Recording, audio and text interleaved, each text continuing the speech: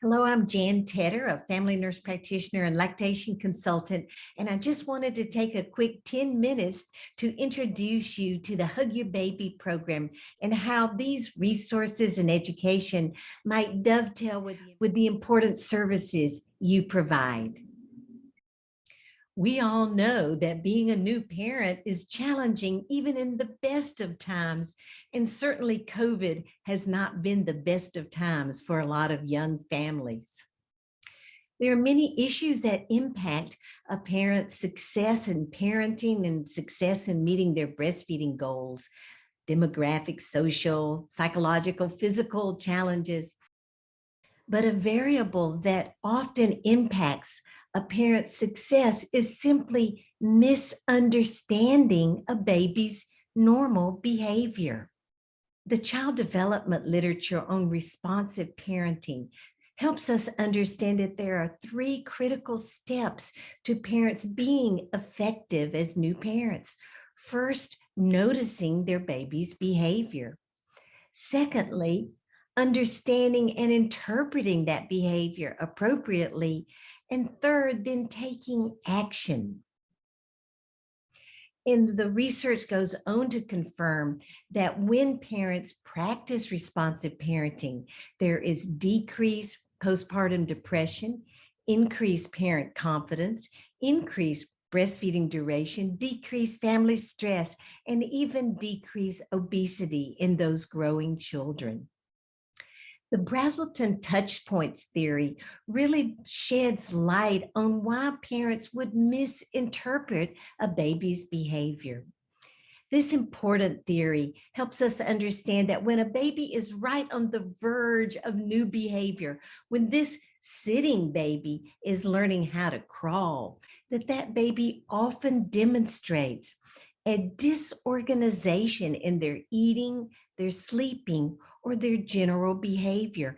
And that when parents see that disorganization, when they see a baby who's not eating as well, or a baby who's not sleeping as well, they can misinterpret that as a parenting problem or a breastfeeding problem, instead of understanding that it is proof that their baby is growing as he or she should be growing and developing.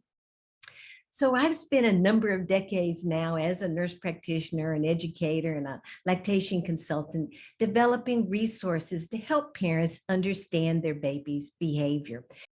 These resources, available in both English and Spanish, include a 20-minute parent education video that helps parents with newborns read their baby's body language and understand how to prevent and solve problems around common problems like a baby's crying or sleep problems. Secondly, we developed the Roadmap to Breastfeeding Success, a handout that helps parents understand a baby's development and how it impacts parenting and breastfeeding from birth to 1 year of age. And finally, a newly released resource, the Digital Parent Resource Page, where parents can access 24/7 videos, handouts that help them understand their baby's development through the first year of baby's life. What we know is that it's important for parents to observe their baby's behavior and understand how a baby transitions through the different states of sleepiness to wakefulness and crying throughout a day. Hug Your Baby decided to use language that parents would understand. You can identify your baby's resting zone when your baby's getting drowsy or going off to sleep, the ready zone when your baby's ready to eat or ready to play, and the baby's rebooting zone when the baby's becoming a little fussy and needs your special help. The second thing we want parents to understand, let's see when your baby is sending out an SOS, sign of overstimulation. Let's watch this video for a minute. The first way babies send out an SOS is with changes in their body's skin color, movement, and breathing. This baby, who was born a few weeks early, shows these body SOSs. See how his face turns a bit red in color? His muscles jerk and shake, and his breathing gets faster. The second way babies send out an SOS is with changes in their behavior, spacing out, switching off, and shutting down. This baby demonstrates the first behavioral SOS, spacing out. Watch as Jan plays with the baby by shaking a rattle. The baby begins to look like she is staring into space. Spacing out is a sign of overstimulation. This baby demonstrates the second behavioral SOS, switching off, described in the medical literature as gaze aversion.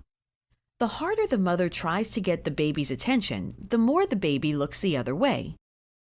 This switching off is a sign that the baby is trying to manage the amount of stimulation she takes in. Mothers are relieved to learn what this behavior means, and that it is not a sign that the baby is rejecting her.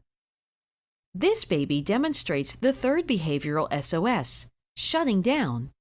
Again, we see Jan playing with a baby.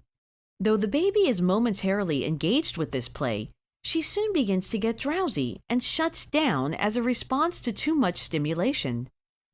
When you notice your baby having an SOS, you wonder how to help. You can respond to an SOS by decreasing stimulation and increasing support of your baby. Decrease stimulation by speaking quietly to the overstimulated baby. Increase support by holding your baby's hands against his chest or gently swaying him. Putting your baby skin to skin or breastfeeding him will also decrease that SOS. What about that 1-month-old? We know that a 1-month-old demonstrates both active and deep sleep, and it's critically important that parents understand these different sleep cycles. And what about when a baby is up to 4 months old? We know that that 4-month-old is beginning to practice rolling over, and at that same time will be so distracted by the world around her that she will often pull off the breast when she's right in the middle of breastfeeding. If the mother doesn't understand this surge in the baby's development, she may assume that her baby wants to wean and either add formula or give up breastfeeding altogether. So as I mentioned, we put together the digital parent resource page as an opportunity for families and the professionals who serve them to be able to have easy 24-hour access to information about understanding a baby's behavior.